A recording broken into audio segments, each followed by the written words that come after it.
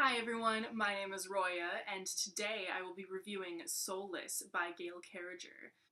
Soulless is a Victorian era alternate history story. In this world, vampires and werewolves are known to exist, and suddenly new vampires start cropping up, and none of the hive queens, which are the only vampires that can make other vampires, claim to have brought those vampires into being. Our main character is a 26-year-old by the name of Alexia Tarabotti, and she is half Italian, and so nobody finds her attractive or anything, so she's still like unmarried at 26, which I guess it's old for this setting, which makes sense. And in addition to having a family who just really does not appreciate her and a fondness for delicious food and things, she has no soul. And being soulless means that you can negate any supernatural effects. So basically, if she touches a werewolf, he has to turn back to a human. If a vampire bites her, like, they can't bite her, basically. Ah, doggies! Hey, get out of here! Okay, well, while there are dogs in here, I'm going to keep talking about this book. If I can even do that right now. No, they are way too distracting. Okay, so the biggest issue... Hi, doggy. The biggest issue that I... Dogs! Okay, the biggest issue that I had with this book, is the fact that... Okay, so one of the dogs ate something of mine, so I had to, like, shoo them out. But anyway, I went into this book expecting steampunk, and this is actually not very steampunky in my opinion.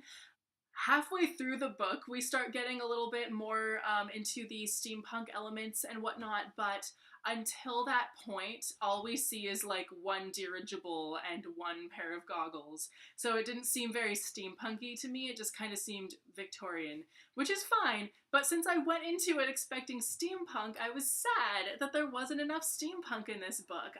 Another gripe I had with this book, one of few but very major ones, I think, is the fact that her condition of being soulless isn't really like explained how, like, for and by that I mean there's no indication of how they actually know she doesn't have a soul. Like, that's never explained. And in this book, there are people even trying to research what a soul is, and whether it's in your brain, whether it's something intangible, whether it is an organ, blah blah blah, and that, like, and the fact that nobody knew that, and yet it's pretty much, the consensus is that someone with her abilities has no soul, and that's why they have the abilities that she does. That makes no sense.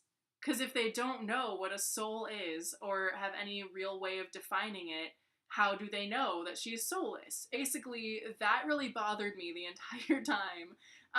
But there were a lot of really enjoyable points in this book. Like, for instance, the fact that her family, like her mom, stepfather, and like two little half-sisters, like, they really don't appreciate her, and they're kind of just sick of her. And it's basically just because she doesn't conform to their idea of what's, like, socially acceptable. They pretty much just think that she's really unattractive, so so her mother never even bothered to, like, set her up with anybody or have any, like, potential suitors come to her house when she was younger or anything. And they're just, like, really unappreciative of her, and I think that really worked, because I feel like in books you really do need either a family that the main character is close to, or that really they don't get along with. I think those things work the best. That made it a lot more interesting, in my opinion. And then also there's the fact that the romance in this is done really well. A lot of times I get really annoyed at the romance in books that aren't very romance-based, really. But the romance in this really did not annoy me. It actually, like, I liked it. I think it was done really well. I liked the love interest. I liked them as a couple. Something about it just really worked. So, so overall, I'd say this book is, like, like half the things in it are good and half the things in it I had problems with, sort of. And then but overall there is one overarching fact about the writing that it just bothered me enough that I'm probably not going to read any more of this series, just because of this, and that is the fact that the point of view changed within the same scene without any noticeable page break or scene change or anything, just constantly. It's like it suddenly jumped to whoever's point of view within the scene was convenient. Like if the book wanted to explain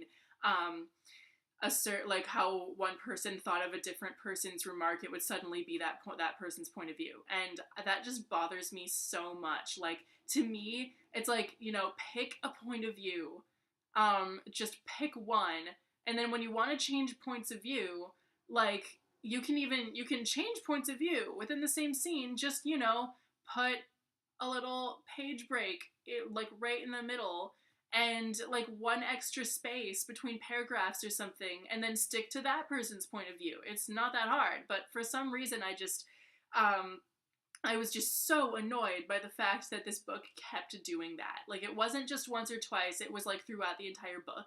And like that, unfortunately, that was enough to like really bother me. I don't know why. I just read this for the Lonely Genres book club, so probably a lot of people are reading it right now. If you have read this book, let me know what you thought of it down below, because I really want to know whether you agree with me, disagree with me. Even though I'm kind of half and half, I didn't like hate it or love it or anything, I still would love to know all of your opinions, and I will see you soon with a new video. Bye!